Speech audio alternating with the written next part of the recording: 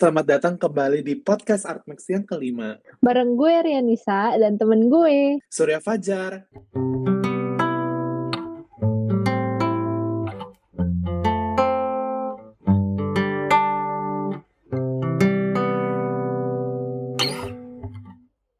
Bagaimana nih Rianisa? Gimana liburannya selama bulan Januari? Ya, sama liburan ini sih, gue ada ngerjain project gitu sih, Sur. Wah, sama dong.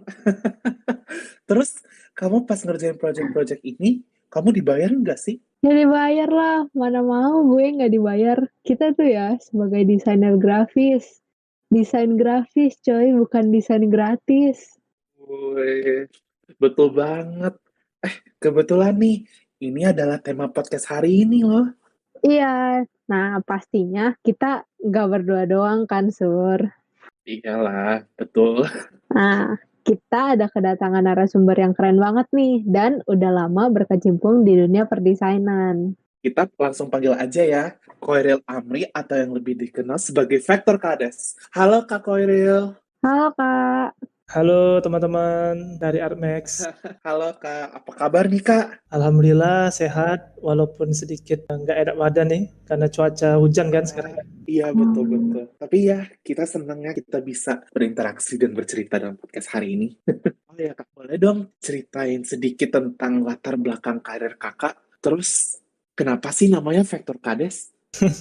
Oke, kalau untuk latar belakang karir sih sebenarnya aku coba tarik dari ketika aku lulus sih. Jadi dulu aku sempat kuliah di kafe di Politeknik Malkomtek ya. Itu salah satu bisa dibilang politeknik swasta lah di daerah Palembang, di kota Palembang. Nah, jadi start karir aku tuh dulu ketika aku lulus kuliah. Aku berani nyebut aku sebagai desainer grafis itu ketika aku udah lulus di 2017. Nah, dari sana akhirnya mendapatkan sebuah kesempatan lah begitu magang. Jadi karena ketika sebelum lulus itu kan ada LTA tuh, kalau aku kan kemarin D3 dapat kesempatan untuk magang di salah satu percetakan. Akhirnya dari sana makin banyak belajar soal ternyata desain ini bukan hanya soal ngedesain aja, tapi harus menghadapi seorang klien, kemudian juga ada revisi-revisi yang kadang ngeselin, karena kalau di percetakan itu pernah aku di sana itu kan disuruh ngedesain tuh kan, dikasih satu project gitu, si kliennya ada revisi kan hasil dari desain aku itu, dia benar-benar duduk di sebelah aku gitu, jadi kayak ketegangannya itu sangat bertambah, karena kan kita kalau ngedesain tuh enaknya sih sendirian gitu kan, nggak ada yang distract kita gitu.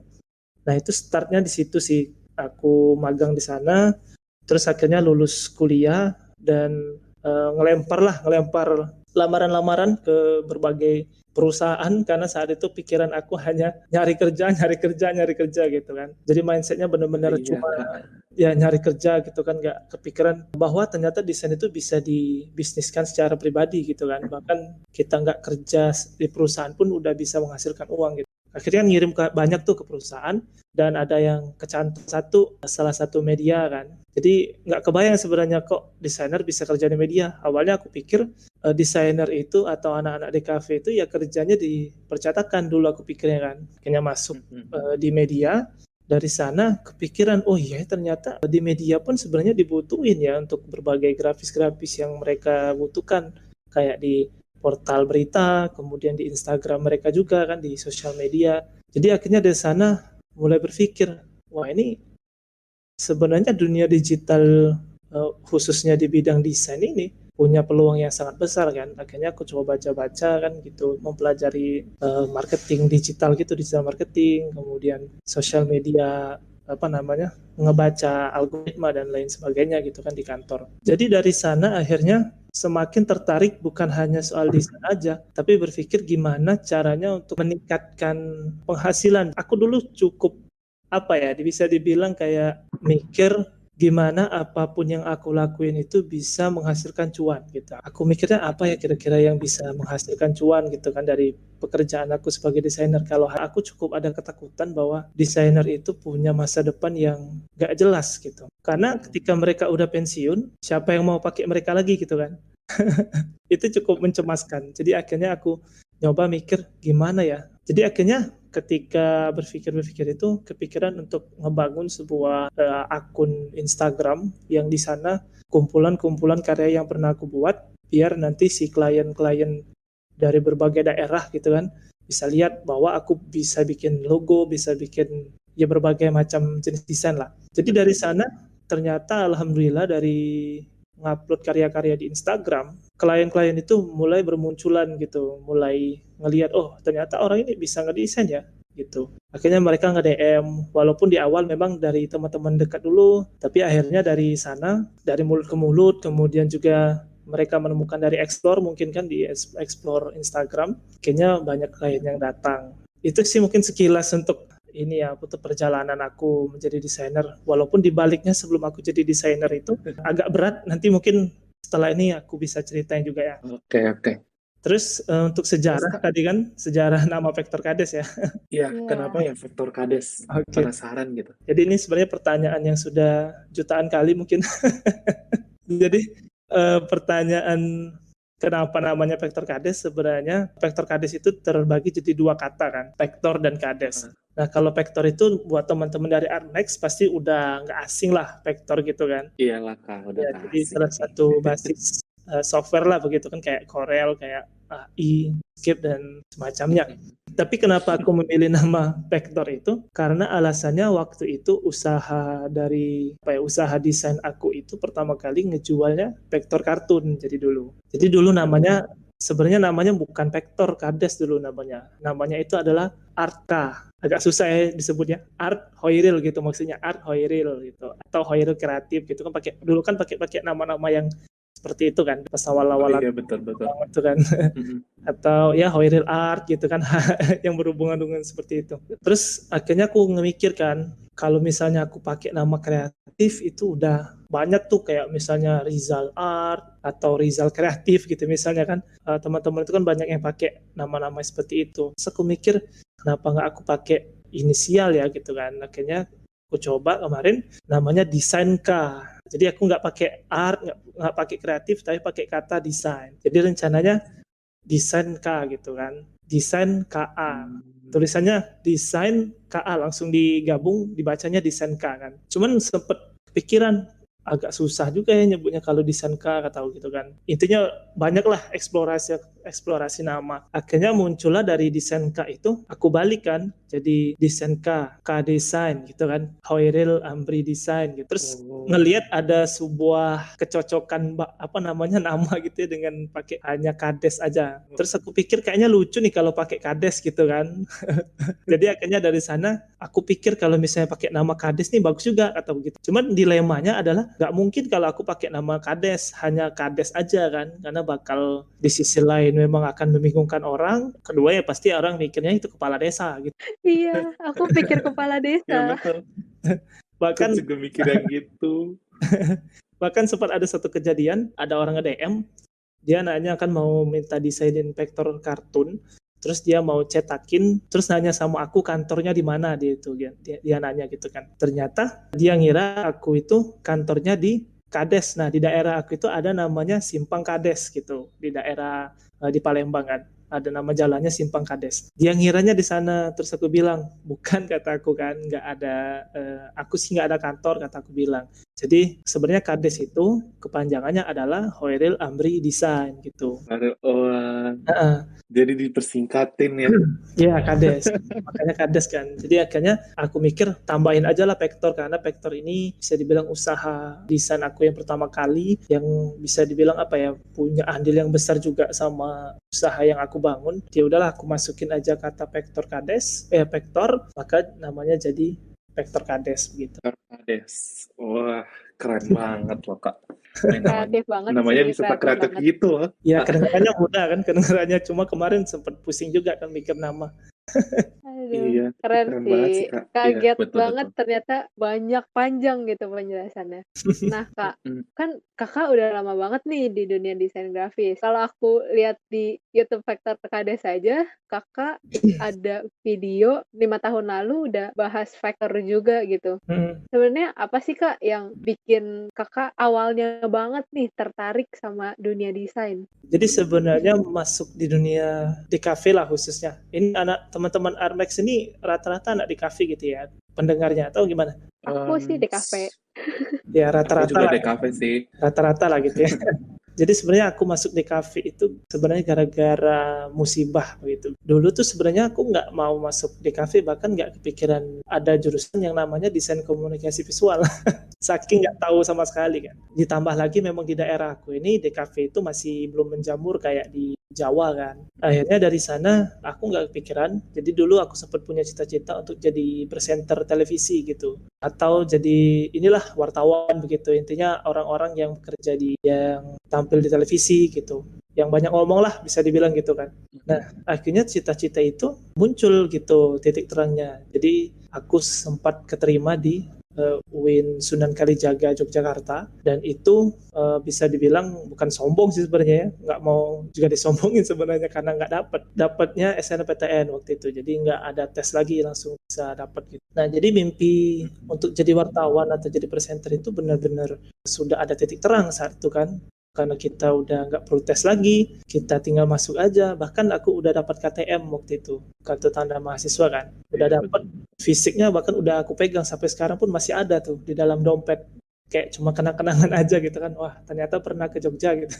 Setelah itu akhirnya administrasi dan lain-lain kan udah selesai semua, pulang ke Palembang. Sehari atau 2 hari setelah pulang itu mulai ada gejala-gejala yang lumayan enakan lah, nggak diharapkan begitu. Ternyata diagnosa awal dari dokter pas ditanya kan kenapa kok demam naik turun kan suhu badan, ternyata dibilang gejala tipes katanya gitu, mungkin karena kecapean di Jogja kan atau gimana kan. Jadi akhirnya pengobatan seminggu. Nah aku tuh seingat aku sekitar 2 mingguan dikasih kesempatan oleh kampus untuk kita pulang ke daerah masing-masing untuk persiapan nanti semester pertama gitu kan kuliah. Di minggu pertama nggak sembuh-sembuh, mendekati minggu kedua akhirnya kan coba ditanya lagi ke dokter, dan pasti ronsen ternyata paru-paru di sebelah kanan itu udah hilang sebelah.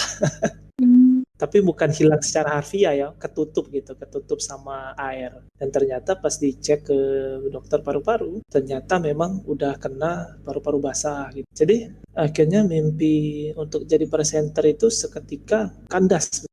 Bisa dibilang kandas lah gitu. Untuk anak SMA yang baru lulus saat itu, yang bahagia kan dapat SNMPTN yang tanpa tes, bisa dibilang juga ada kebanggaan juga di situ kan, langsung hilang. Jadi mikir kan, waduh gimana nih kataku kan. Terus orang tua bilang, ya udah katanya kan, mau gimana lagi kalau misalnya mau dipaksain ke Jogja, nanti kan kita nggak punya saudara juga tuh udah jagain kalau ada apa-apa. Jadi ya udah. Setelah itu akhirnya mikir, wah gimana ya kalau misalnya nggak kuliah nanti susah juga gitu kan. Dalam pikiran aku juga kalau nggak kuliah masa depan aku benar-benar suram gitu. Nah udah akhirnya mikir. Nah saat itu aku sih berterima kasih sebenarnya sama salah satu koran yang memberitakan itu. Jadi koran itu ngasih informasi bahwa ada bukaan politeknik begitu swasta yang saat itu memang yang negeri udah tutup semua.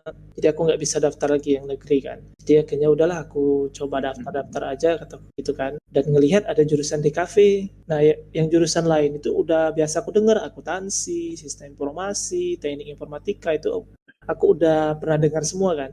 Nah ini desain komunikasi visual ini benar-benar nggak pernah aku dengar kan. Kayaknya menarik kataku gitu kan. Akhirnya coba searching tuh di internet prospek lulusan desain komunikasi visual begitu kan. Kira-kira jadi apa begitu. Karena itu yang akan aku jadikan proposal untuk diajukan ke orang tua.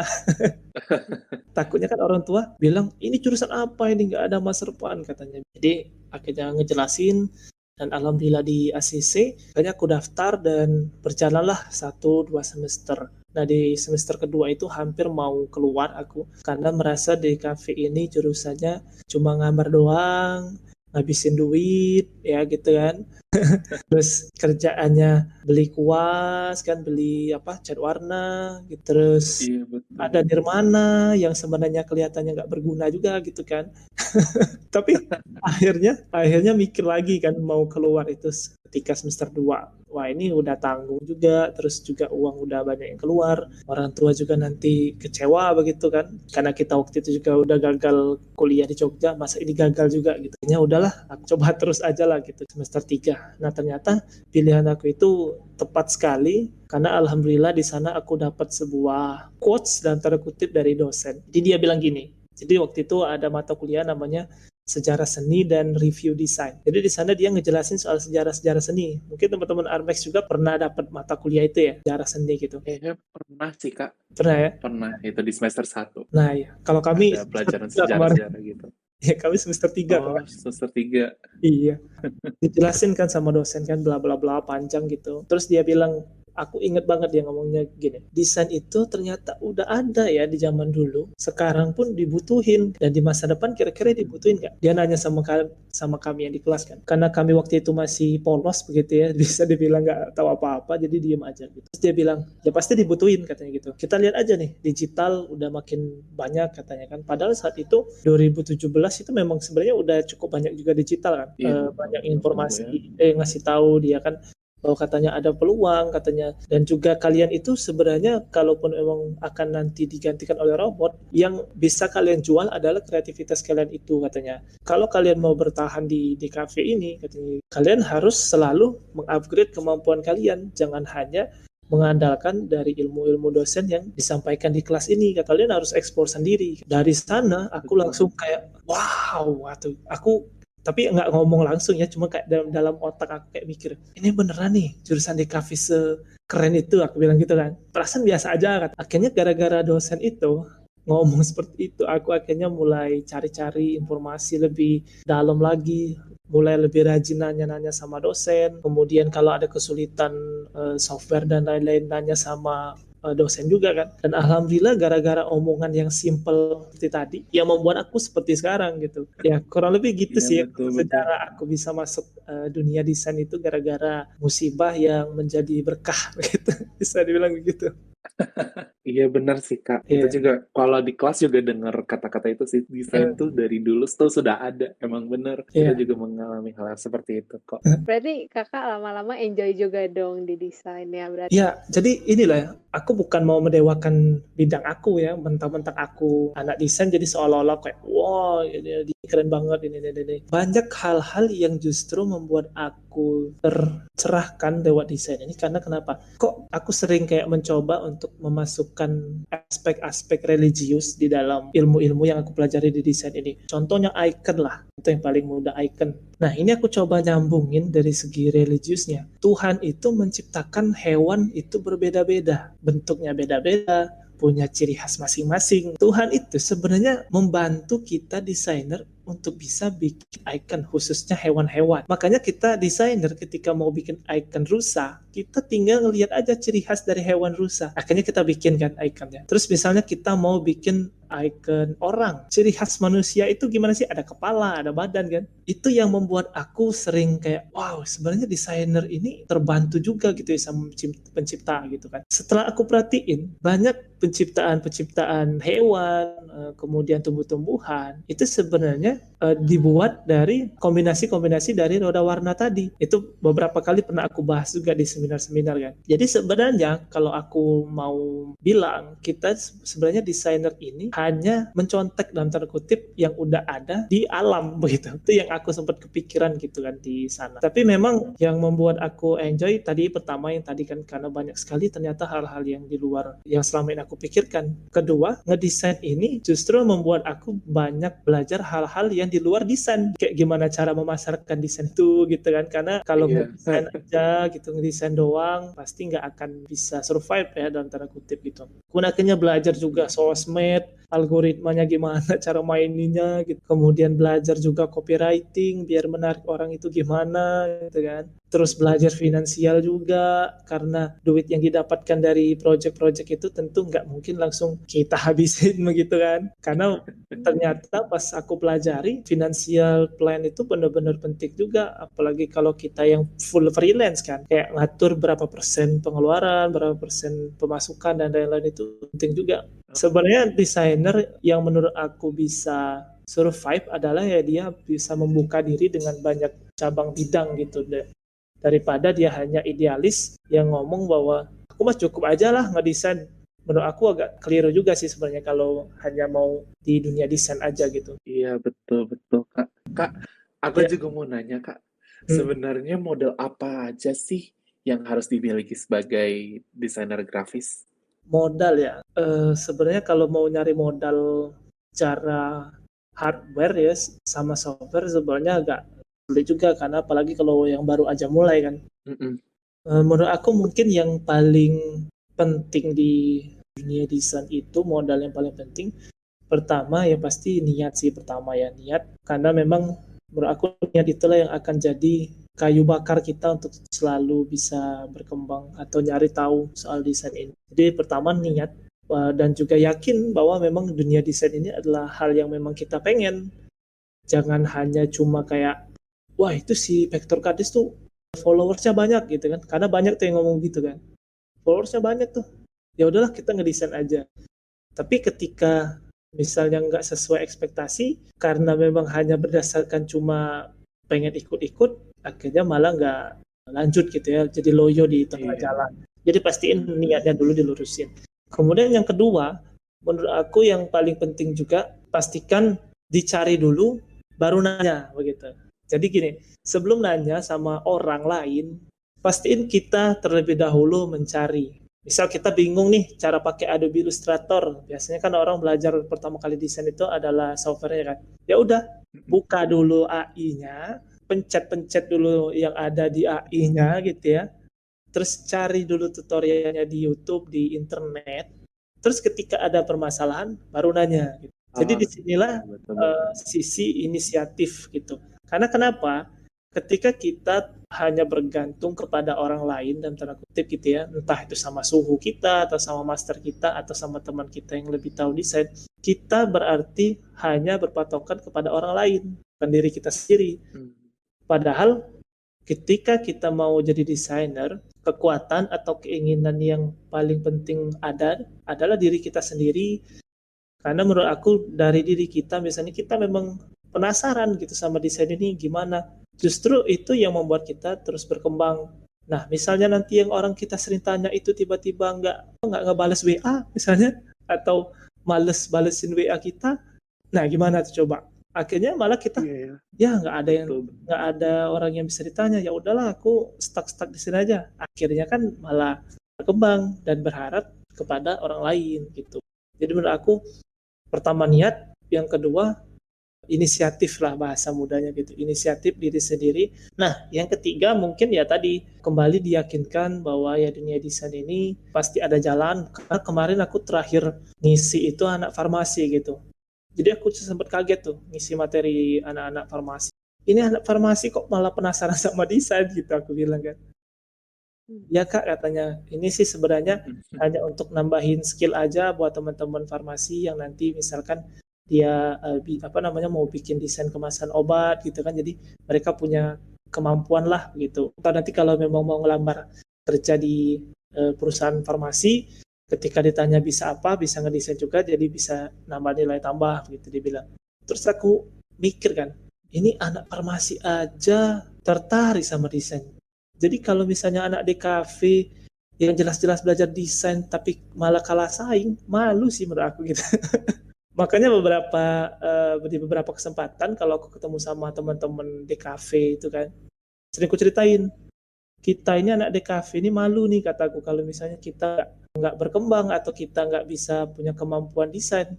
Lah orang yang di luar jurusan lain dari DKV aja tertarik sama desain gitu. Jadi kita harus lebih penasaran lagi justru, jangan merasa bahwa aku mah udah tahu semua nih desain gitu. Jadi menurut aku walaupun udah kenal sekalipun sama desain, tetap juga harus terus penasaran sih. Betul-betul, Kak. Saya harus kayak gitu ya, Kak.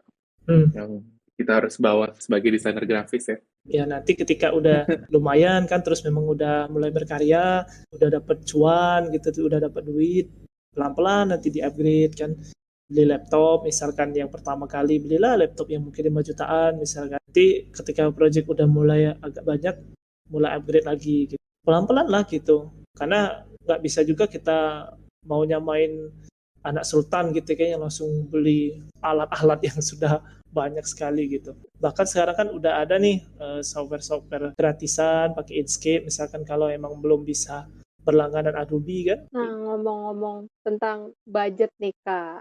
Hmm. Kan kita secara nggak langsung kita ngeluarin budget buat belajar desain. Misalnya kita kan kuliah, biaya kuliah kan mahal juga.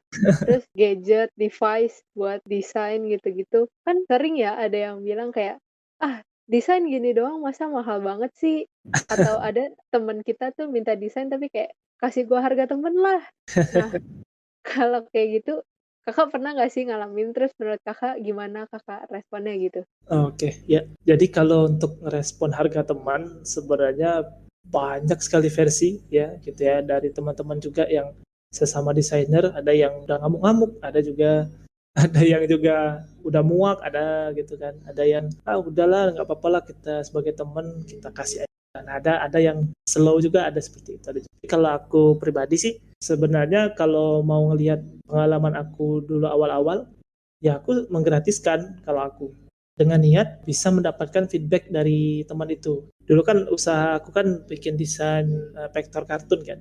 Niatnya yang aku memang mau bikinin muka dia gratis, nanti dia ngasih kritik lah begitu. Sudah aku bikinin kan, mau nggak aku bikinin muka kamu jadi kartun. Dulu memang jelek banget sih sebenarnya. Pantes juga sih sebenarnya dikata-katain. Nah, jadi aku bikinin mukanya kan, terus dia bilang, nggak mirip katanya gitu kan, jelek banget dia bilang gitu kan. Namanya teman dekat juga sih sebenarnya, jadi kita juga nggak terlalu sakit hati dibilang gitu. Tapi dari sana kan dapat feedback, oh ternyata vektor aku ini memang nggak mirip gitu kan, gimana sih caranya biar mirip. Akhirnya kita coba belajar lagi, mungkin ada lah beberapa kali aku gratiskan, akhirnya mulai kepikiran, mulai agak mirip lah begitu aku bikin kartun kan. Makanya aku coba ada harganya gitu teman, mau nggak aku bikinin vektor kartun gratis ya, dia bilang gitu kan. Enggak, kataku, 20.000 aja kata gitu. Mau nggak? Nah, terus dia bilang begini aja mau bayar. Sempat sakit hati sebenarnya kan, cuman aku mikir lagi, kalau aku selalu kalau misalnya dapat kritik gitu ya, kritik atau misalnya respon yang tidak aku harapkan, aku selalu mikir dari sisi aku, kenapa orang itu mikirnya aku nggak layak dibayar. Aku selalu mikir gitu. Akhirnya aku kembalikan sama diri aku dan aku coba pikir, emang iya nih orang mau rela bayar bikin vektor kartun ini gitu. Setelah itu akhirnya aku mikir kan, kayaknya nggak mungkin nih kalau misalnya aku ngejual desain vektor kartun ini hanya vektor kartun aja. Akhirnya ya udahlah, mungkin ada perlu nilai tambah. Saat itu sih belum belajar sebenarnya kayak marketing dan lain itu, nggak belajar juga. Cuma kepikiran aja, aku sebagai konsumen kira-kira mau nggak yang order vektor kartun ini hanya vektor kartun aja gitu. Kenapa nggak aku bingkain aja gitu ya, aku bilang gitu kan. Jadi aku sekalian servis, kasih layanan, aku cetakin dan aku bingkaikan dan akan aku antarkan langsung ke rumah gitu. Kita kembali ke yang tadi ya, soal desain gratis. Jadi gimana nih cara untuk nanggepin teman-teman yang minta gratis? Nah, kalau aku, tadi seperti aku bilang, mungkin kalau di awal-awal, kalau emang masih mau ngebangun portofolio, ya udah, nggak apa-apa sih gratis, menurut aku digratiskan. Sambil kita terus mengupgrade skill kita, meningkatkan kualitas kita. Nanti ketika skill dan kualitas sudah bagus, kita mulai tambahin gitu. Ada nilai harga dalam bentuk nominal gitu, tambahin. Nanti secara perlahan, kita akan tambahin terus. Nah, kalau emang ada temen yang secara brutal begitu ya, memaksa gitu, bahwa dia nggak mau bayar, aku nyaranin udah tolak aja udah. Tolak, bener-bener ditolak, bener-bener ngomong, ya udah aku nggak mau, udah bilang gitu. Tapi emang paling enaknya kita pelan-pelan gitu ngomongnya. Gini loh, desain itu ada prosesnya gitu. Kalau memang kamu mau gratis, kalau mau aku sebutin sebenarnya nggak enak, tapi ini aku sebutin aja ya. Aku berlangganan Adobe 8 juta per tahun. Kemudian juga aku beli laptop atau komputer, itu kan ada harganya seperti ini. Terus aku mau ngirim filenya ke kamu nanti, itu kan butuh internet kan gitu. Kita coba jelasin kalau misalnya memang dia mau tahu kan. Terutama sama teman sendiri kan. Kalau sama klien menurut aku sih nggak perlu mikir panjang, kalau emang dia mau gratis sudah kita tolak aja. Tapi karena ini kasusnya teman, kita bisa jelasin secara hati ke hati gitu. Kita jelasin, ya seperti ini keadaannya, kalau kamu gratis berarti kamu mau ngebangkrutin usahaku nih gitu kan. Malah menurut aku justru kalau kita teman, harusnya sih menurut aku harusnya ya ini justru membantu, bahkan memberikan tip gitu ya, nambahin harga, nambahin lebih dari harga yang kita tawarkan. Makanya menurut aku Iya, betul. yang paling penting sebenarnya kalau teman ya ngebantu ya. Tapi ini lagi-lagi nih, kembali lagi, si desainer pun juga harus tahu diri, maksud aku. Ketika teman ada usaha juga jangan minta diskon gitu. Paham gak? Betul betul. Jadi kalau Soalnya teman kita, banyak sih, ada banyak sih Kak yang kayak gitu, nah yang iya, mintanya diskon. Tapi ada juga yang baik ya Kak, yang tiba-tiba kita ngasih harga seberapa, dia kasih tipnya agak lebihan ya, dikit gitu. ya makanya aku kadang kesel orang yang protes-protes itu tolak desain gratis, tolak desain murah. Lah dia sama temannya juga yang mungkin usahanya bukan di dunia desain, minta diskon, minta banyak, minta murah dan lain-lain. Timbal balik gitu ya, Kak? Ya, jadi sebenarnya menurut aku Iya. kembali ke diri sendiri sih sebenarnya si desainernya. Tapi kalau emang nggak mau bener-bener nggak mau gratis dan nggak mau murah, ya tingkatin skill, udah. Tingkatin nilai kamu di pasar. Karena di pasar itu nggak ngelihat berapa usia kamu, seberapa pengalaman kamu, tapi seberapa bernilainya kamu gitu. Iya betul Kak. Jadi kita sebagai desainer pun juga harus saling membantu ya, saling collab gitu. Jadi biar bisa lebih keren aja ya kelihatannya. Ya Aku juga makanya lihat-lihat sih ada beberapa desainer atau beberapa artis itu collab gitu. Jadi animasi lah atau jadi motion graphic ataupun jadi bagian dari ilustrasi gitu. Itu keren sih menurut aku. iya. Kapan-kapan kita collab aja. Iya betul Kak. Kawan-kapan nih kita bisa Ini collab udah ya. konten nih sebenarnya kita nih. Iya betul. Collab untuk berinteraksi dan sharing-sharing cerita ya Kak. Nah Kak, Yes. aku juga ada nih pertanyaan. Ada nggak sih tips atau pesan yang mau disampaikan ke pendengar kita selaku calon desainer juga nih Kak? Ini khusus Kira-kira apa ya? calon desainer berarti ya. Iya, Jadi sebenarnya banyak pertanyaan sebenarnya dari teman-teman di DM itu yang kadang nanya gimana sih cara mulai ngedesain itu kan. Menurut aku yang paling pertama harus dilakuin ya mulai aja dulu pertama. Kemudian nggak usah banyak nanya kan, kalau apalagi kalau misalnya memang itu mau otodidak. Karena kebanyakan tuh desainer-desainer itu teman-teman aku tuh ada yang otodidak kan. Jadi benar-benar nggak ada iya. batasan lah dalam hal administrasi gitu. Kecuali kalau kita mau ngambil kuliah, kuliah biasanya kan ada tes gambar lah kan, tes gambar apa namanya suasana lah macam-macam ya. Kalau orang yang nggak bisa gambar pasti udah otomatis nggak lolos kan. Pesannya adalah ya coba aja dulu kalau emang kalian merasa bahwa desain ini adalah gue banget ya gitu. Ya udah cobain aja gitu. Insya Allah nanti akan ada jalan sih menurut aku di. Karena kalau aku sendiri ya sangat percaya ini mungkin agak sedikit apa ya religius juga lah bisa dibilang gitu. Jadi di dalam kitab Al-Qur'an ya buat teman-teman yang muslim itu bisa buka itu ada nama suratnya Al-Baqarah ayat 216 kalau nggak salah. Jadi di sana disebutkan bahwa boleh jadi apa yang kamu sukai itu nggak baik buat kamu. Boleh jadi apa yang nggak kamu suka itu baik buat kamu. Jadi dari kata-kata simpel itu bisa aku simpulkan bahwa ketika kamu masuk ke dunia desain ini dan kamu menemukan ada satu hal yang akhirnya membuat kamu jadi nggak bisa belajar sama dunia desain, itu bisa jadi dunia desain bukan jalan kamu. Sebaliknya, ketika kamu belajar desain dan kamu kayak menemukan jiwa yang hilang begitu ya, kayak apa nih, aku penasaran, aku terus penasaran, aku pengen ngembangin lagi nih, aku tahu banyak hal. Jadi itu jalan kamu gitu. Kenapa aku berani bilang begitu? Karena aku udah membuktikan seperti aku bilang cerita tadi. Aku pengen banget jadi reporter, pengen banget jadi presenter. Pengen kan? Taunya Mm-mm. langsung di-cut. Kalau kita bilang tuh oleh Tuhan lah, oleh yang di atas, kamu itu nggak cocok jadi wartawan atau jadi reporter tuh nggak cocok. Aku potong aja ya jadi wartawannya. Nih aku arahin nih yang bener. Waktu itu aku nggak suka kan karena nggak jadi reporter, tapi ternyata karena aku nggak apa namanya karena Tuhan itu lebih tahu, jadi dia ngarahin. Jadi menurut aku selama kalian belajar desain dan itu berjalan lancar, kemudian juga memang walaupun pasti ada lah gelombang-gelombang yang didapat, tapi di dalam hati kalian tuh kayak terus gitu belajar dan nggak ada dinding yang menghalangi yang benar-benar membuat kalian stop, jalan aja terus.